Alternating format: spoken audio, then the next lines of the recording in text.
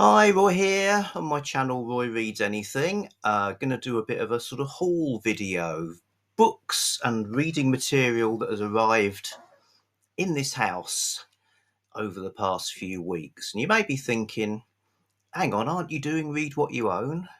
So everything I show you will be accompanied by a customised Read What You Own excuse for why I'm allowed to have it, even though I'm not getting new books.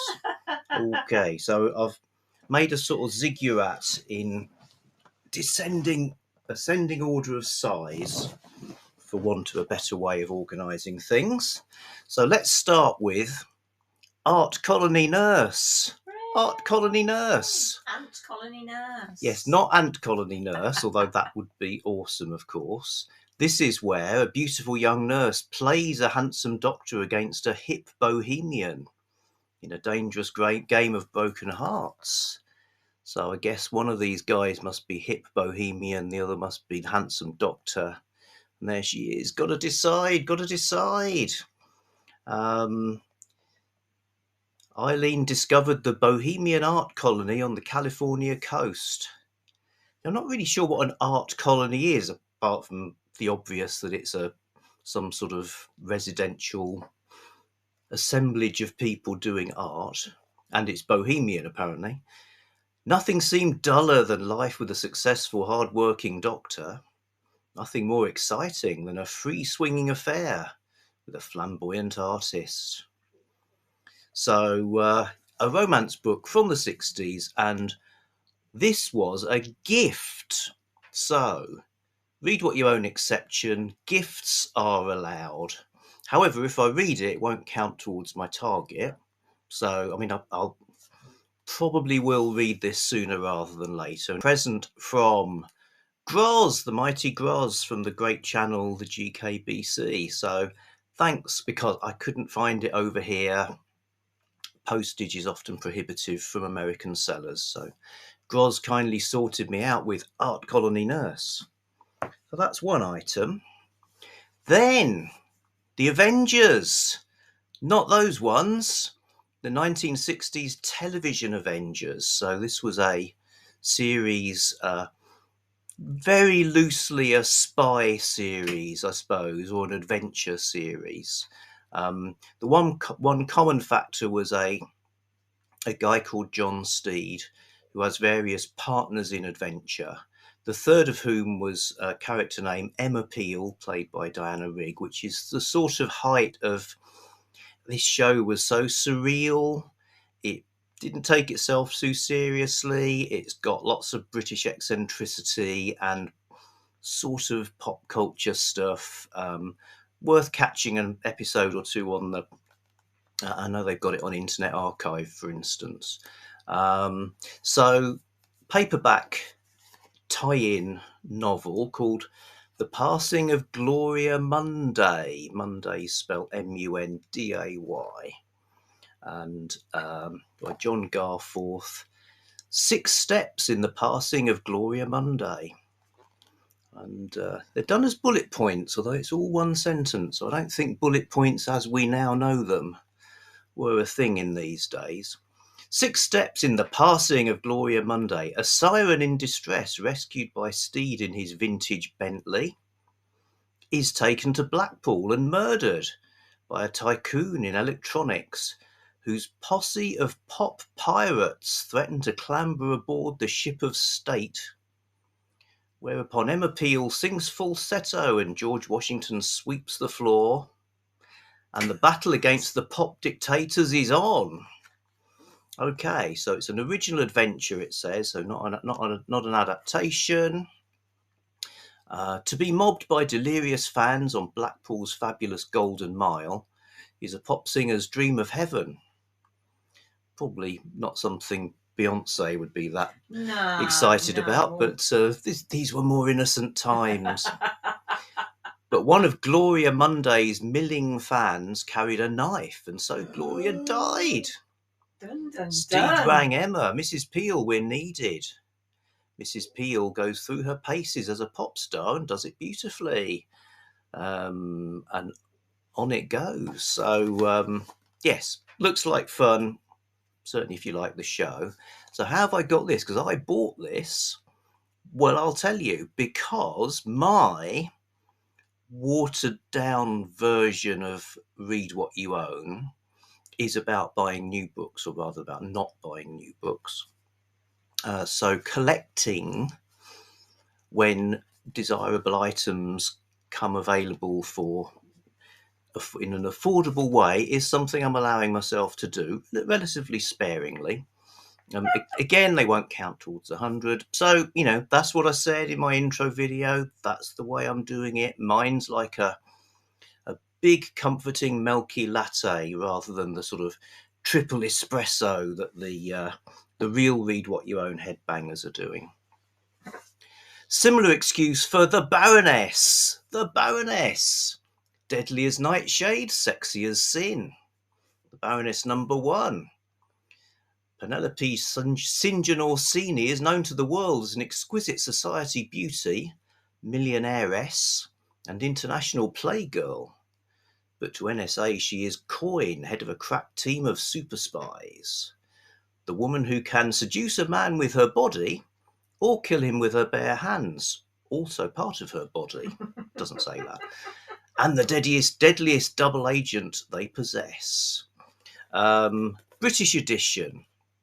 MJ has read this in the American edition where she's wearing a jumpsuit rather than the more bikini-like business she's got here. So again, collecting excuse.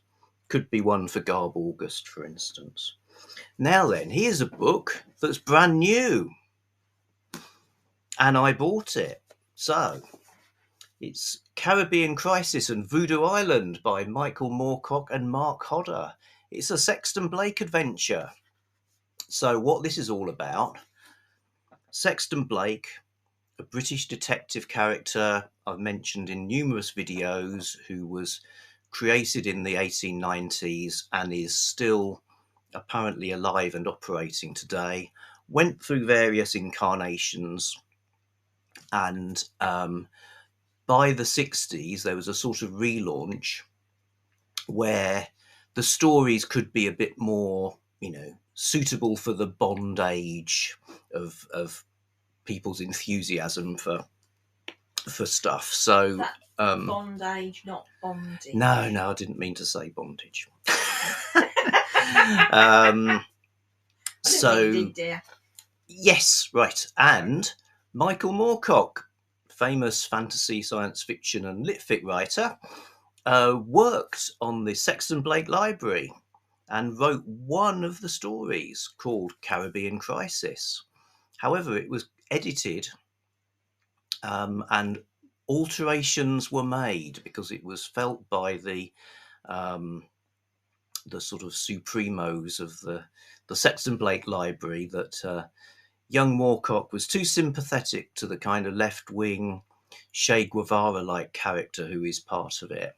So it was re-edited to make it more right-wing, basically. So although it's like a super collectible thing, Michael Moorcock's never been too happy with the text. So what we now have is the amended text, pretty restored and improved, with a prequel as well, of Moorcock working with Mark Hodder, who's a great Sexton Blake expert and author in his own right. So sounds like fun. Wanted this for ages. Why have I got it? Pre-order. It's only just come out, but I bought it ages ago. So the purchase decision was made back in the past.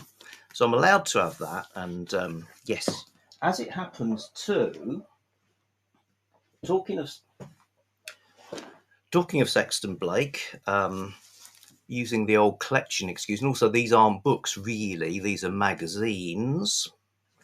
Got a stack of Sexton Blake libraries from an earlier period, so before he went all sort of globe-trotting, slightly Bondian adventurer. And after the glorious days of the 20s and 30s when he was fighting supervillains like Zenith the Albino.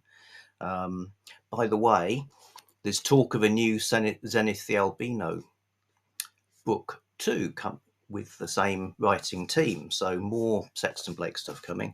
Anyway, yes, 40s and 50s was a sort of quiet period when you had stories like The Shipyard Menace, The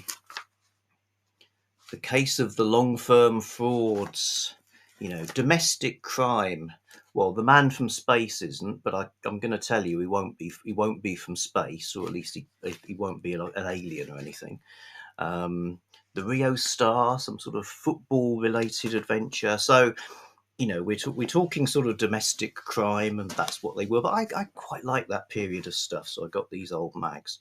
Surprised to see a rather racy cover on this one. The Mystery of the Woman Overboard. Because she hasn't got a top on. What?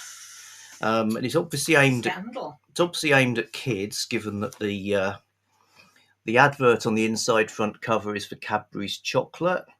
They lure you in with a quiz about different shapes of leaves, but it's all about these children at the bottom wanting Cadbury's, the chocolate and cocoa from Bourneville.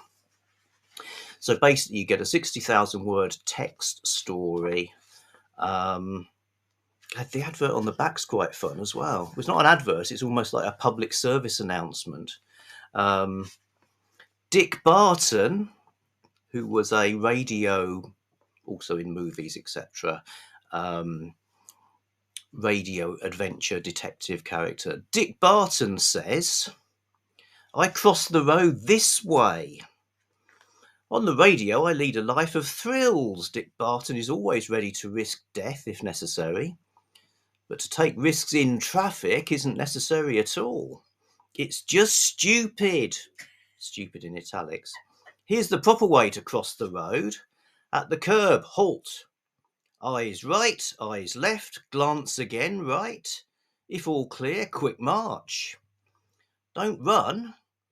There's no hurry if you keep cool and wait for a proper gap in the traffic.